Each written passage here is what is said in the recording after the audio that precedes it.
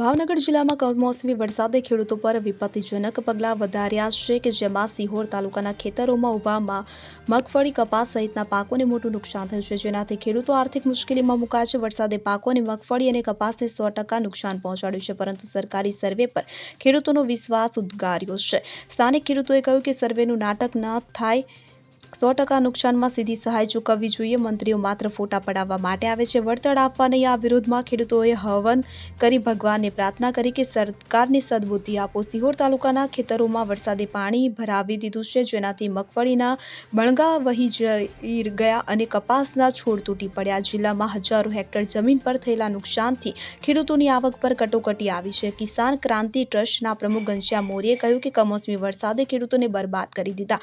સર્વેમાં ભ્રષ્ટાચાર ન થાય, સીધી સહાય આપો હોવાનું તેમણે જણાવ્યું। જ્યારે જિલ્લા કલેક્ટરે જણાવ્યું કે સર્વે ટીમો કાર્યરત છે અને રાહતની વ્યવસ્થા કરવામાં આવી રહી છે, પરંતુ ખેડૂતોની માંગ છે કે વળતર તાત્કાલિક અને પારદર્શક રીતે મળે। આ આફતે વાતાવરણ પરિવર્તન અને કૃષિ વીમા પર નવી ચર્ચા જગાડી છે। ખેડૂતો આને આશા છે કે તેમની આર્થિક પુનઃસ્થાપના ઝડપથી થાય।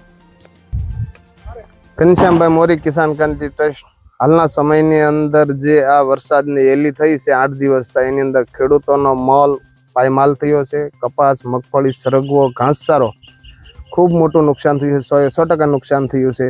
એટલા માટે આજે ખેડૂતો દ્વારા એક હવનનું આયોજન કરવામાં આવ્યું હતું કે જે આ સરકારને સદબુદ્ધિ આપે અને આ જે અમારો મોલ પડ્યો છે વાડી અંદર એ પણ બહાર કાઢવા બહુ મુશ્કેલ છે। એમાં પણ મજૂરી ખર્ચ લાગવાનો છે, કેમ કે કોઈ કામનું નથી રહ્યું।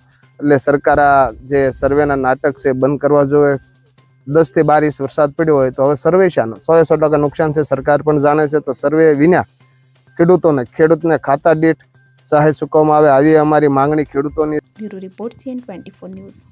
હવે જુઓ દેશ દુનિયાની તમામ ખબરો તમારી આંગળીના ટેરવે। ઉઠાવો મોબાઈલ અને Google Play Store પરથી ડાઉનલોડ કરો અમારી CN24 ન્યૂઝ મોબાઈલ એપ।